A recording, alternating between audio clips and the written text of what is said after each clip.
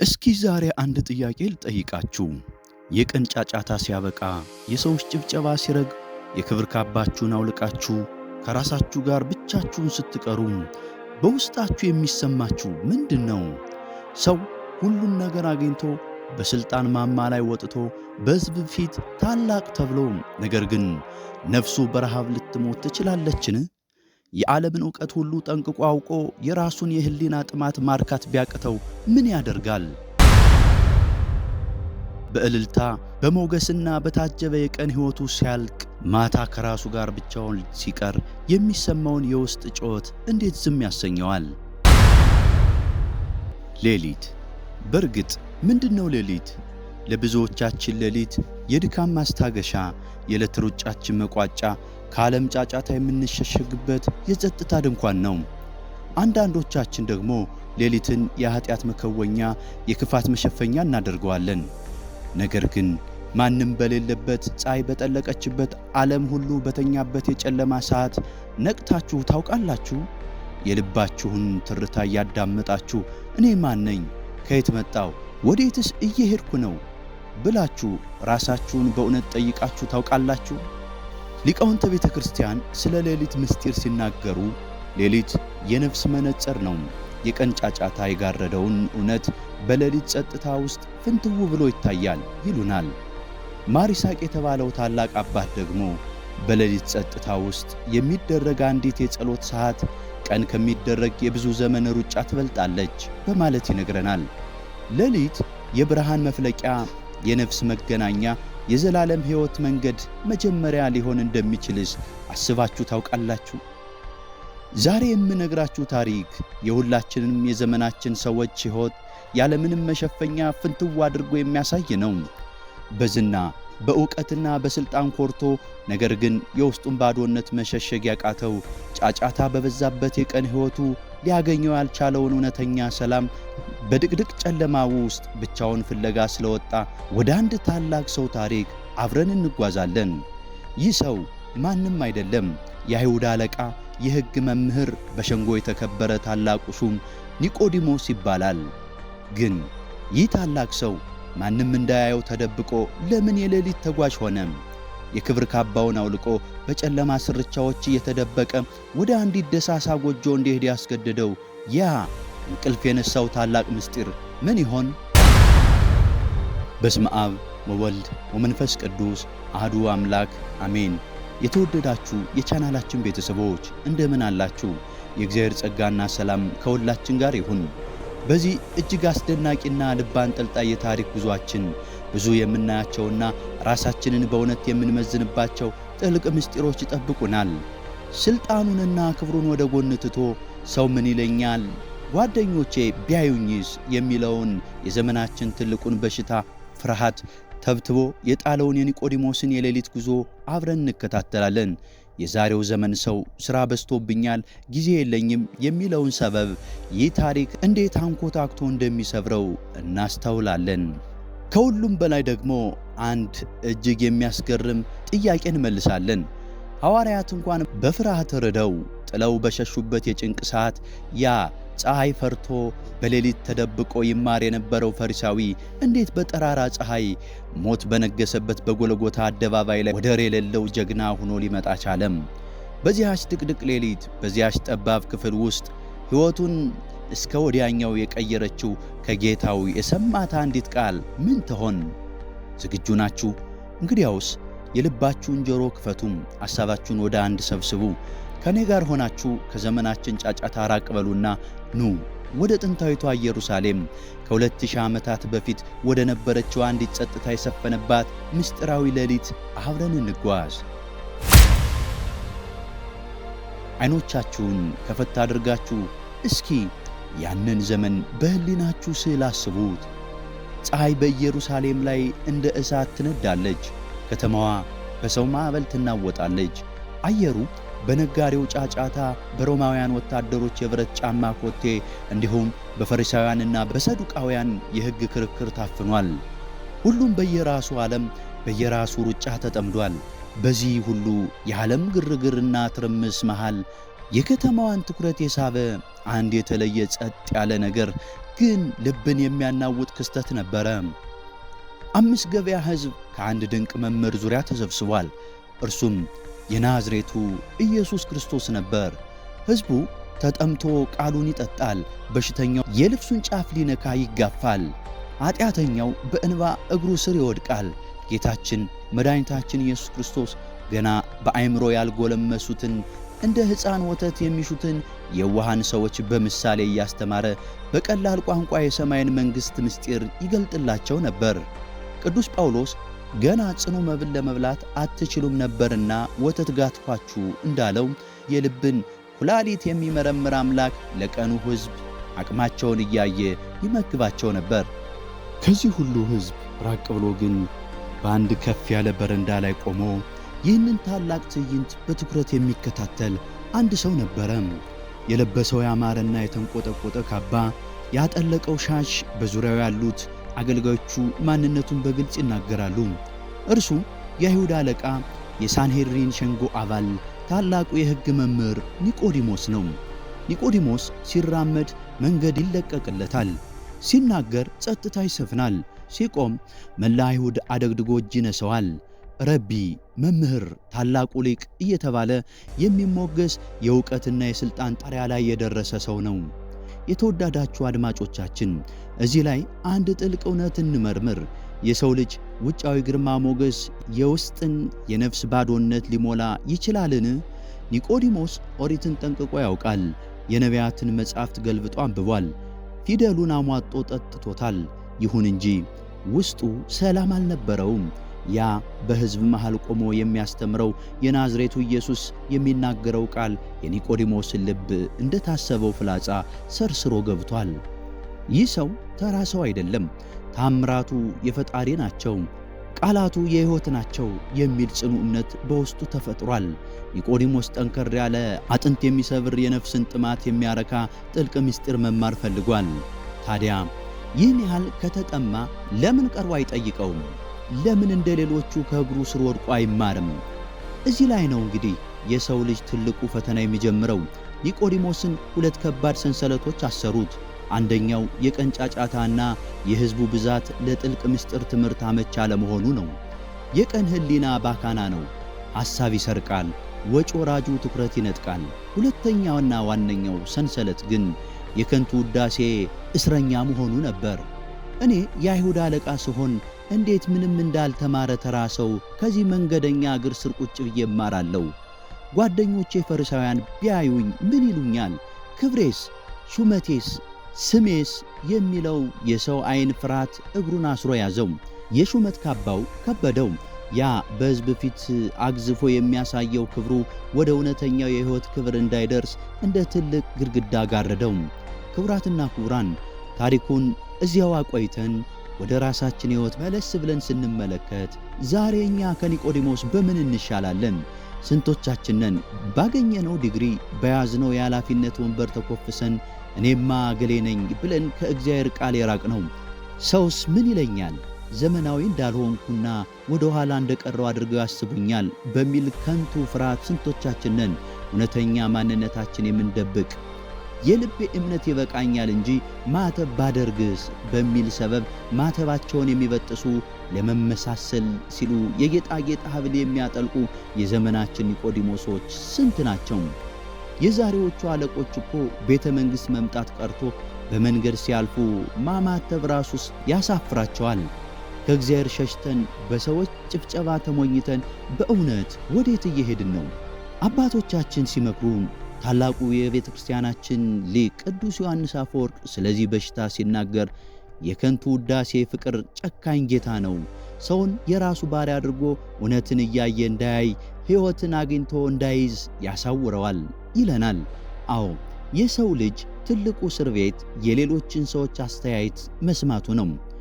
ኒቆዲሞስ ግን ምንም እንኳን ሹመቱን ቢያስፈራውም በውስጡ የነበረው የእውነት ጥማት ረፍት ነሳው። የቀን ጫጫታ ሲያበቃ፣ ፀሐይ ስትጠልቅ፣ የኢየሩሳሌም በሮች ሲዘጉ ኒቆዲሞስ አንድ ታላቅና ታሪካዊ ውሳኔ ላይ ደረሰም። ቀን ካልተመቸኝ ሌሊት እሄዳለሁ አለም። የሹመት ካባዬ ከከበደኝ አውልቄ ጥዬ በተራ ልብሴ እሄዳለሁ፣ ሰው እንዳያየኝ በድቅድቅ ጨለማ እጓዛለሁ ብሎ አሰበም። እስኪ አስቡት፣ ዛሬ ብዙዎቻችን ለምን አትማርም፣ ለምን ጸሎት አታደርግም ስንባል ሥራ በዝቶብኝ ቢዚ ሁኜ እኮ ነው በማለት መመለስ ልማድ አድርገነዋል። ግን በእውነት የእኛ ሥራ ከኒቆዲሞስ ይበልጣልን? መላው እስራኤልን ከሚያስተዳድረው ከንጉሡ ዳዊት በላይስ እንሰራለን? ወይስ አይምሮ የሚያስደምመው አብያተ ክርስቲያናትን ከሠሩት ከቅዱስ ላሊበላ በላይ ሥራ በዝቶብን ይሆንን? አይደለም። ክቡራትና ክቡራን፣ እኛ እኮ በመኃልየ ዘሰሎሞን እንደተጻፈው በምክንያት እየራቅን ነው። ሙሽራው በሌሊት መጥቶ ደጇን ሲያንኳኳ ቀሚሴን አወለኩ፣ እንዴት እለብሰዋለሁ? እግሬን ታጠብኩ፣ እንዴት አሳድፈዋለሁ? እያለች ሰበብ እንደደረደረችውና በመጨረሻም ወዳጇን እንዳጣችው ሴት እየሆንን ነው። ማር ይስሐቅ የተባለው የጸሎት አባት ሥራ በዝቶብኛል ብለህ ከፈጣሪህ አትራቅ፣ ምክንያቱም እውነተኛው ዕረፍት ያለው እርሱ ዘንድ ብቻ ነውና በማለት ይገሥጸናል። ኒቆዲሞስ ግን ሰበብ አልደረደረም። የዕለት ሥራ አድክሞኛል፣ ነገ እሄዳለሁም አላለም። ሌሊት ሁሉ ሰው ተኝቶ ባለበት ከእግዚአብሔር ጋር መነጋገር ምንኛ መታደል መሆኑን ተረድቶታል። ያንን ታላቅ የቀን ሞገሱን አወለቀም። ማንነቱን የሚደብቅ ተራ የመንገደኛ ልብስ ለበሰ። ከቤቱ ወጣ። ግርማ ሌሊቱ አላስፈራውም። በጨለማ ውስጥ የሚጠብቀው ጸብ አራዊት የሌባውና የቀማኛው መንገድ ወደ ኋላ አልመለሰውም። እርሱ የነፍሱን ሐኪም ሊፈልግ ያችን ጠባብና ጨለማ የኢየሩሳሌም መንገድ ብቻውን መጓዝ ጀመረ። የጠቢቡ ሰለሞን ቃል ሌሊት በምንጣፌ ላይ ነፍሴ የወደደችውን ፈለኩት የሚለውን ታላቅ ምስጢር በዚህ የጨለማ ጉዞ ውስጥ ሕያው ሆነም። ታዲያ ኒቆዲሞስ በዚያ የሌሊት ድቅድቅ ጨለማ ውስጥ የሮማውያን ወታደሮች ሰይፍ፣ የሌሊት አውሬዎች ጥርስ እያደባበት የዓለም ብርሃን ወደ ሆነው ወደ ክርስቶስ ማደሪያ ደጃፍ ሲደርስ ምን ገጠመው? የአይሁድ ታላቅ ምሁር የነበረው ሰው የሰማይና የምድር ጌታ ከሆነው ከናዝሬቱ ኢየሱስ እግር ስር ዛሬ አንድ ጥያቄ ልጠይቃችሁ። የቀን ጫጫታ ሲያበቃ፣ የሰዎች ጭብጨባ ሲረግብ፣ የክብር ካባችሁን አውልቃችሁ ከራሳችሁ ጋር ብቻችሁን ስትቀሩ በውስጣችሁ የሚሰማችሁ ምንድን ነው? ሰው ሁሉን ነገር አግኝቶ በሥልጣን ማማ ላይ ወጥቶ በሕዝብ ፊት ታላቅ ተብሎ፣ ነገር ግን ነፍሱ በረሃብ ልትሞት ትችላለችን? የዓለምን ዕውቀት ሁሉ ጠንቅቆ አውቆ የራሱን የሕሊና ጥማት ማርካት ቢያቅተው ምን ያደርጋል? በእልልታ በሞገስና በታጀበ የቀን ሕይወቱ ሲያልቅ፣ ማታ ከራሱ ጋር ብቻውን ሲቀር የሚሰማውን የውስጥ ጩኸት እንዴት ዝም ያሰኘዋል? ሌሊት። በእርግጥ ምንድነው ሌሊት? ለብዙዎቻችን ሌሊት የድካም ማስታገሻ፣ የዕለት ሩጫችን መቋጫ፣ ከዓለም ጫጫታ የምንሸሸግበት የጸጥታ ድንኳን ነው። አንዳንዶቻችን ደግሞ ሌሊትን የኃጢአት መከወኛ፣ የክፋት መሸፈኛ እናደርገዋለን። ነገር ግን ማንም በሌለበት ፀሐይ በጠለቀችበት ዓለም ሁሉ በተኛበት የጨለማ ሰዓት ነቅታችሁ ታውቃላችሁ? የልባችሁን ትርታ እያዳመጣችሁ እኔ ማን ነኝ? ከየት መጣው? ወዴትስ እየሄድኩ ነው? ብላችሁ ራሳችሁን በእውነት ጠይቃችሁ ታውቃላችሁ? ሊቃውንተ ቤተ ክርስቲያን ስለ ሌሊት ምስጢር ሲናገሩ ሌሊት የነፍስ መነጽር ነው። የቀን ጫጫታ የጋረደውን እውነት በሌሊት ጸጥታ ውስጥ ፍንትው ብሎ ይታያል ይሉናል። ማር ይስሐቅ የተባለው ታላቅ አባት ደግሞ በሌሊት ጸጥታ ውስጥ የሚደረግ አንዲት የጸሎት ሰዓት ቀን ከሚደረግ የብዙ ዘመን ሩጫ ትበልጣለች በማለት ይነግረናል። ሌሊት የብርሃን መፍለቂያ፣ የነፍስ መገናኛ፣ የዘላለም ሕይወት መንገድ መጀመሪያ ሊሆን እንደሚችልስ አስባችሁ ታውቃላችሁ? ዛሬ የምነግራችሁ ታሪክ የሁላችንም የዘመናችን ሰዎች ሕይወት ያለምንም መሸፈኛ ፍንትው አድርጎ የሚያሳይ ነው። በዝና በእውቀትና በሥልጣን ኮርቶ ነገር ግን የውስጡን ባዶነት መሸሸግ ያቃተው፣ ጫጫታ በበዛበት የቀን ሕይወቱ ሊያገኘው ያልቻለውን እውነተኛ ሰላም በድቅድቅ ጨለማ ውስጥ ብቻውን ፍለጋ ስለወጣ ወደ አንድ ታላቅ ሰው ታሪክ አብረን እንጓዛለን። ይህ ሰው ማንም አይደለም፣ የአይሁድ አለቃ፣ የሕግ መምህር፣ በሸንጎ የተከበረ ታላቁ ሹም ኒቆዲሞስ ይባላል። ግን ይህ ታላቅ ሰው ማንም እንዳያየው ተደብቆ ለምን የሌሊት ተጓዥ ሆነ? የክብር ካባውን አውልቆ በጨለማ ስርቻዎች እየተደበቀ ወደ አንዲት ደሳሳ ጎጆ እንዲሄድ ያስገደደው ያ እንቅልፍ የነሳው ታላቅ ምስጢር ምን ይሆን?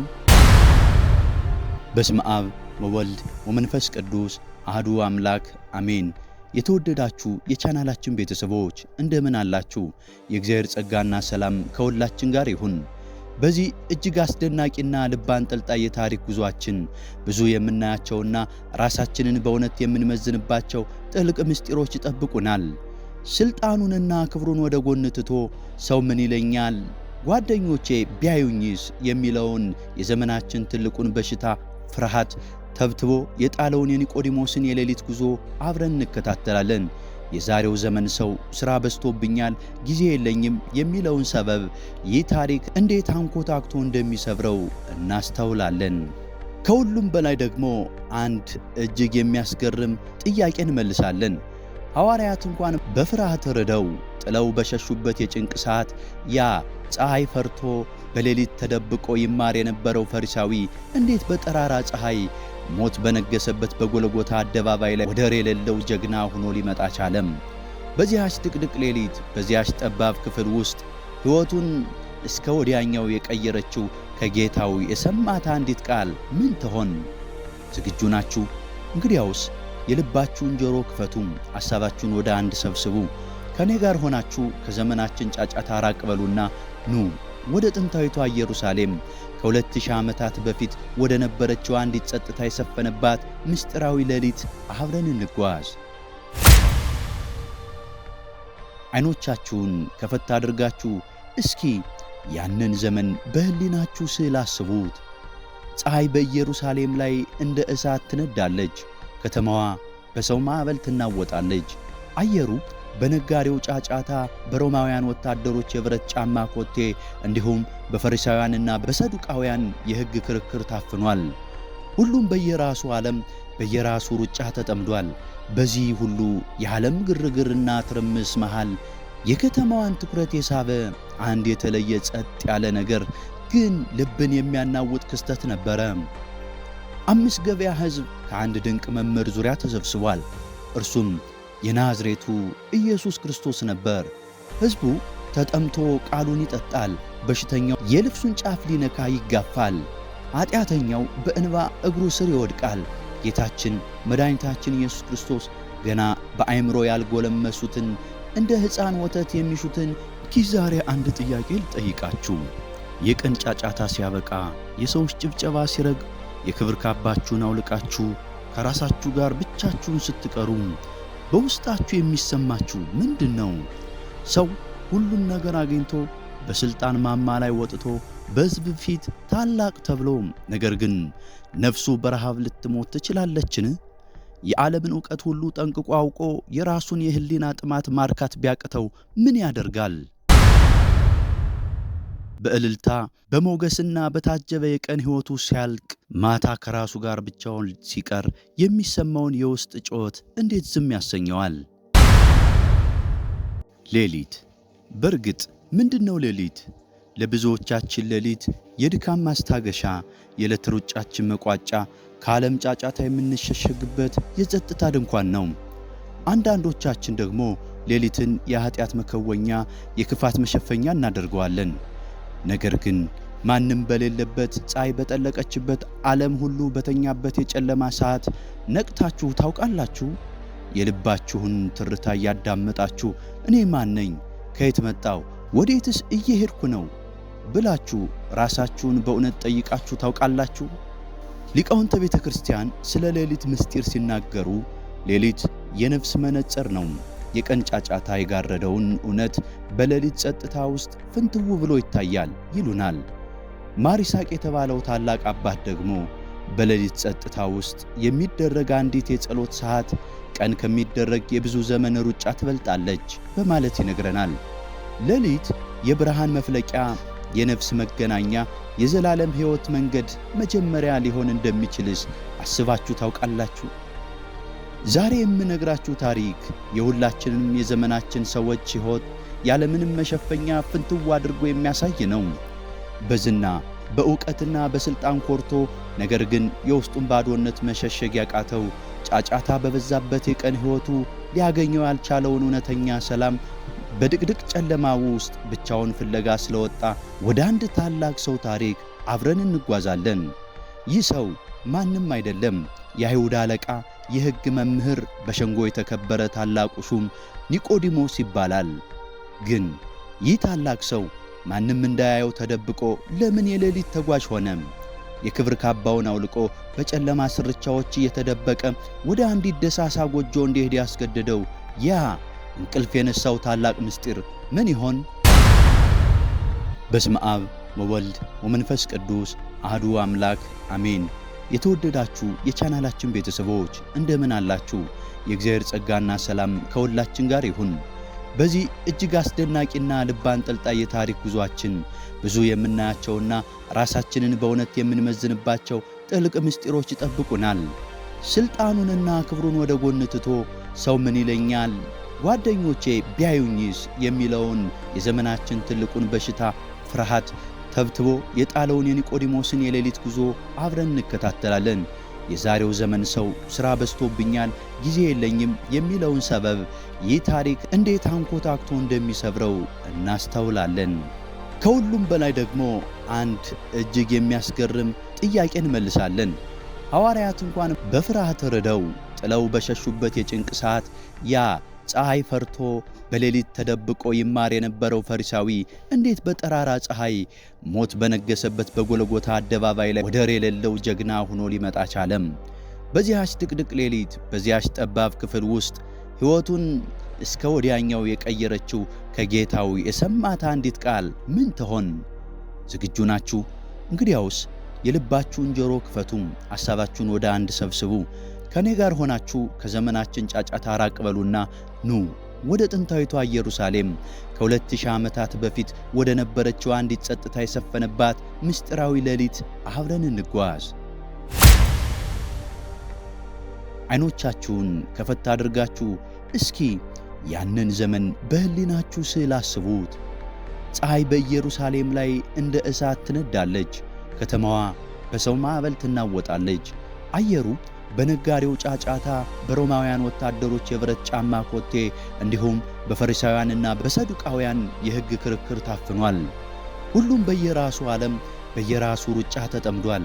በዚህ ሁሉ የዓለም ግርግርና ትርምስ መሃል የከተማዋን ትኩረት የሳበ አንድ የተለየ ጸጥ ያለ ነገር ግን ልብን የሚያናውጥ ክስተት ነበረ። 5 ገበያ ሕዝብ ከአንድ ድንቅ መምህር ዙሪያ ተሰብስቧል። እርሱም የናዝሬቱ ኢየሱስ ክርስቶስ ነበር። ሕዝቡ ተጠምቶ ቃሉን ይጠጣል። በሽተኛው የልብሱን ጫፍ ሊነካ ይጋፋል። ኃጢአተኛው በእንባ እግሩ ስር ይወድቃል።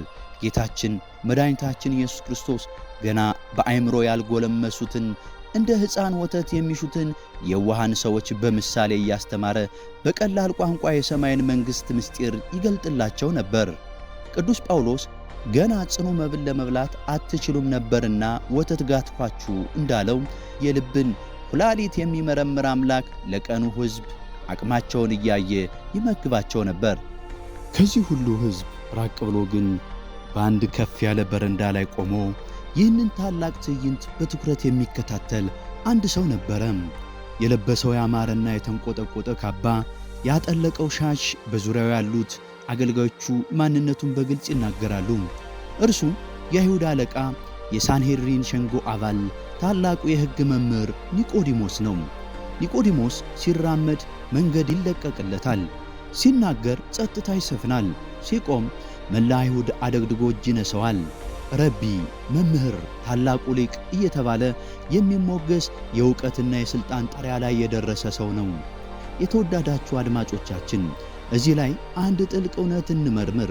የሰው ልጅ ውጫዊ ግርማ ሞገስ የውስጥን የነፍስ ባዶነት ሊሞላ ይችላልን? ኒቆዲሞስ ኦሪትን ጠንቅቆ ያውቃል። የነቢያትን መጻሕፍት ገልብጦ አንብቧል። ፊደሉን አሟጦ ጠጥቶታል። ይሁን እንጂ ውስጡ ሰላም አልነበረውም። ያ በሕዝብ መሃል ቆሞ የሚያስተምረው የናዝሬቱ ኢየሱስ የሚናገረው ቃል የኒቆዲሞስን ልብ እንደታሰበው ፍላጻ ሰርስሮ ገብቷል። ይህ ሰው ተራ ሰው አይደለም። ታምራቱ የፈጣሪ ናቸው፣ ቃላቱ የሕይወት ናቸው የሚል ጽኑ እምነት በውስጡ ተፈጥሯል። ኒቆዲሞስ ጠንከር ያለ አጥንት የሚሰብር የነፍስን ጥማት የሚያረካ ጥልቅ ምስጢር መማር ፈልጓል። ታዲያ ይህን ያህል ከተጠማ ለምን ቀርቦ አይጠይቀውም? ለምን እንደ ሌሎቹ ከእግሩ ስር ወድቆ አይማርም? እዚህ ላይ ነው እንግዲህ የሰው ልጅ ትልቁ ፈተና የሚጀምረው። ኒቆዲሞስን ሁለት ከባድ ሰንሰለቶች አሰሩት። አንደኛው የቀን ጫጫታና የሕዝቡ ብዛት ለጥልቅ ምስጢር ትምህርት አመች አለመሆኑ ነው። የቀን ሕሊና ባካና ነው።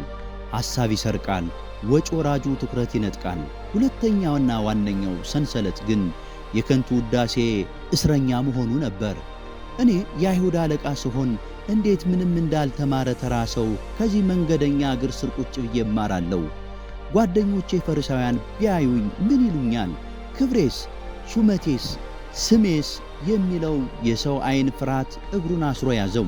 የሹመት ካባው ከበደው። ያ በሕዝብ ፊት አግዝፎ የሚያሳየው ክብሩ ወደ እውነተኛው የሕይወት ክብር እንዳይደርስ እንደ ትልቅ ግድግዳ ጋረደው። ክቡራትና ክቡራን፣ ታሪኩን እዚያው አቆይተን ወደ ራሳችን ሕይወት መለስ ብለን ስንመለከት ዛሬ እኛ ከኒቆዲሞስ በምን እንሻላለን? ስንቶቻችንን ባገኘነው ዲግሪ በያዝነው የኃላፊነት ወንበር ተኮፍሰን እኔማ ገሌ ነኝ ብለን ከእግዚአብሔር ቃል የራቅነው? ሰውስ ምን ይለኛል? ዘመናዊ እንዳልሆንኩና ወደ ኋላ እንደቀረው አድርገው ያስቡኛል በሚል ከንቱ ፍርሃት ስንቶቻችንን እውነተኛ ማንነታችን የምንደብቅ? የልቤ እምነት ይበቃኛል እንጂ ማተብ ባደርግስ በሚል ሰበብ ማተባቸውን የሚበጥሱ ለመመሳሰል ሲሉ የጌጣጌጥ ሐብል የሚያጠልቁ የዘመናችን ኒቆዲሞሶች ስንት ናቸው?